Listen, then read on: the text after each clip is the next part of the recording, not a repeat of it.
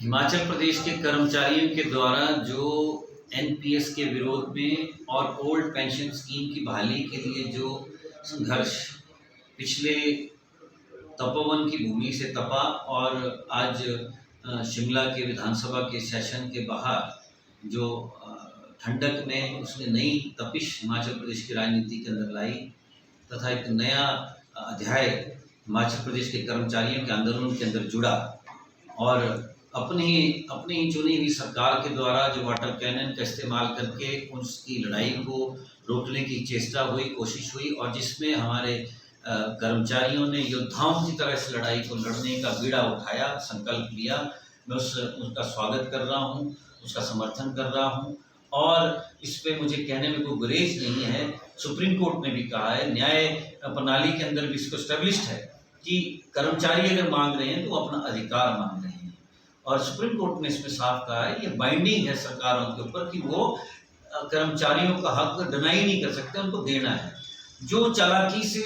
वाजपेयी साहब की सरकार यानी भारतीय जनता पार्टी की सरकार ने 2003 में जिस चीज़ को लागू करने की कोशिश की और 1 जनवरी 2004 से जो नई न्यू पेंशन स्कीम के तौर पे हमारे सामने पेश हुआ, अब मोदी सरकार ने उसको नेशनल पेंशन सिस्टम के तौर पे एक्सेप्ट कर लिया और उसको कन्वर्ट कर दिया, उस नाम को कन्वर्ट कर दिया। जो सबज बाग उस वक्त में दिखाए गए थे जिसमें कहा गया था कि पुरानी स्कीम अब हम वापिस इसलिए ले रहे हैं कि नई स्कीम में बहुत ज़्यादा फायदा कर्मचारियों को होगा, लेकिन कर्मचारियों के अनुभव ने यह बताया पिछले 18-19 सालों के अंदर कि सचमुच ही हताशा और कुछ भी हाथ में नहीं बचा है। आज कर्मचारियों के कर्मचारी ठगे हुए महसूस कर रहे हैं। 25, 35, 40 साल की सर्विसेज देने के बाद कर्मचारी घरों में बेरंग वापिस आ रहे हैं और उनका भविष्य पूरी तरह से अंधकार में हो चुका है। अच्छी खासी नौकरी करने के बाद मनरेगा जैसी दिहाड़ियां लगाकर अगर अपने परिवारों का गुजारा करना पड़े कर्मचारियों को, तो ऐसी सरकारों के ऊपर लानत है। मैं कहना ये चाहता हूं कि ये कोई पहली बार नहीं हुआ है।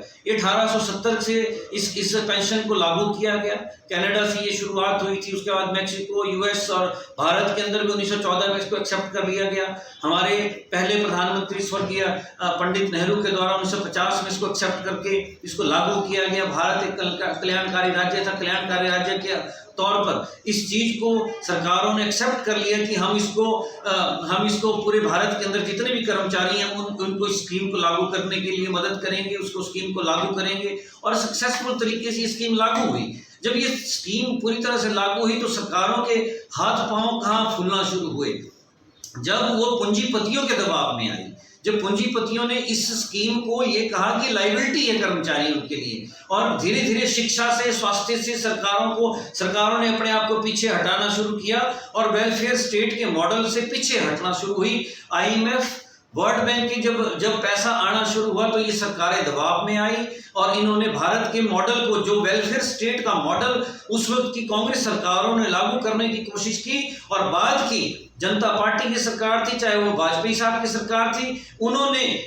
पूंजीपतियों के दबाव के चलते इस वेलफेयर मॉडल को हटाया और आज ये हालत हो चुकी है कि कर्मचारी दोबारा संघर्ष के राह पर है। हम ये कहना चाहते हैं जो 10% हिमाचल जो सरकारों को लागू करना था, इसमें जरूरी नहीं था कि केंद्र सरकार के फैसले को लागू किया जाता, लेकिन राज्य सरकारें ने घुटने टेके क्योंकि उस वक्त के जो अधिकारी थे, जो भारत सरकार के अंदर अधिकारी थे, उन्होंने इसको प्रचारित ही बहुत बड़ी स्कीम के तौर पे किया और राज्य सरकारें इससे प्रभावित हुई और उन्होंने इस प्रभाव में आकर इन स्कीमों को पूरी तरह से लागू करने की बात कही। राजस्थान सरकार का फैसला ऐतिहासिक है, लेकिन अभी राजस्थान सरकार इसको कब से लागू करेगी, कैसे लागू करेगी, ये प्रश्नवाचक चिन्ह है। इसलिए जो मौजूदा सरकार हिमाचल प्रदेश के अंदर बैठी है, जो कि रोज कर्जा लेकर चल रही है, जिसमें दिशाहीन भटकी हुई सरकार मैं इसको कहूंगा, इसके पास कोई दिशा नहीं है,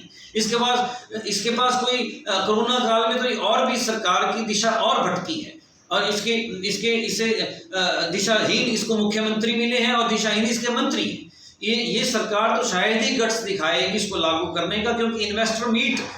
जो सरकार रेवेन्यू जनरेट करने के लिए लाना चाहती थी और जिसपे इन्होंने बहुत खर्चा किया, उसका रिजल्ट 0 है। उस इन्वेस्टमेंट का खर्चा अभी तक का रिजल्ट 0 है। जो पावर की कंपनियों के द्वारा पिछले 10 सालों के अंदर जो एग्रीमेंट किए गए थे, जो एमओयू हुए थे, उसी को इन्होंने अपनी उपलब्धि के तौर पर इस बार शो किया कि इन्वेस्टर मीट की ये उपलब्धि, जबकि इन्वेस्टर मीट की उपलब्धि नहीं है। हम ये कहना चाहते हैं कि आज जो कोरोना संकट के वक्त में जो जिस तरह से सरकार लड़ी, वो भी एक फेलर था। और आज हिमाचल प्रदेश के डेवलपमेंट क्रॉस रोड पे खड़ी है, जहां पर कोई डेवलपमेंट के नाम पर, एजुकेशन इंस्टीट्यूशंस के नाम पर, हेल्थ सिस्टम के तौर पर, इंफ्रास्ट्रक्चर के तौर पर आज कोई बहुत बड़ी उपलब्धि सरकार की नहीं है। और दूसरी तरफ ये जो नई स्कीम को पुराने स्कीम के साथ जोड़कर मुख्यमंत्री बयान दे रहे हैं, ये भी हास्यप्रद है। मैं अपने इन जो जुझारू कर्मचारी हैं, मैं इनसे एक बात कहना चाहता हूं, अभी भी पॉलिटिकल पार्टियां इस पे बहुत ज्यादा क्लियर नहीं हो पा रही हैं। मैं अधिकारियों का इस पे एक ऐसा तड़का लगता है जिस पे पॉलिटिकल पार्टियों को वो अपने शब्दों के जाल में बुन लेते हैं। मैं कहना ये चाहता हूं, खुली बहस के लिए कन्वेंशन हो, डिस्ट्रिक्ट लेवल्स पे हो, स्टेट लेवल्स पे हो, जो पॉलिटिकल पार्टियों को जिस पे आमंत्रित किया जाए, भारतीय जनता पार्टी भी आए, दूसरे स्टेक होल्डर्स, कांग्रेस पार्टी के स्टेक होल्डर, क्योंकि कांग्रेस की सरकार आने वाले समय में इसका वायदा कर रही है, कांग्रेस पार्टी इसका वायदा कर रही है, हम सब इस पर आए और हम सब इस एक साझे मंच के तौर पर इस चीज को लें कि किस तरह से ओल्ड पेंशन स्कीम के पैटर्न को बहाल किया जा सकता है, तथा हमारे कर्मचारियों को, हमारे कर्मचारी भाइयों का जो संघर्ष चल रहा है अपने बच्चों के लिए, आने वाले भविष्य के लिए, हम उसको महफूज करें, उसको सुरक्षित करें। और इसमें खुली जो इसमें जिनके भी सुझाव हैं, जो स्टेक होल्डर्स हैं, उनके सुझाव इस पे लाए जाएं। मैं इस बात का सुझाव देना चाहता हूं और जितने भी पॉलिटिकल पार्टीज हैं उनको खुले मंच पे इस बहस में आना चाहिए, तथा ये जो संघर्ष चल रहा है, सरकारें इसको बड़े समय तक कुचल नहीं पाएंगी। आने वाले समय में ये संघर्ष जो होगा ब्लॉक स्तर पे भी आएगा, जिला स्तर पे भी लड़ा जा रहा है, हर स्तर पे इसको लड़ा जाएगा। ये कॉन्ट्रैक्ट कर्मचारी भी इसको लड़ेंगे, डेली वेज वर्कर भी इसको लड़ेंगे, इसको सभी लोग मिलकर लड़ेंगे और ये सचमुच ही लोगों का अधिकार है। मैं इस बात के साथ जो आंदोलन चल रहा है और नई पेंशन स्कीम का, नेशनल पेंशन सिस्टम का विरोध करते हुए पुराने पेंशन स्कीम की बहाली के जो संघर्ष है, हम उसमें कदम कदम पे इस वक्त में इन कर्मचारियों के साथ हैं। मैं सबका बहुत बहुत शुक्रिया करना चाहता हूँ, इन योद्धाओं को सलाम करना चाहता हूँ और सरकार को आगाह करना चाहता हूँ कि बाज आएं, अन्यथा आपको आने वाले समय में इसके खामियाजे भुगतने पड़ेंगे। बहुत बहुत धन्यवाद।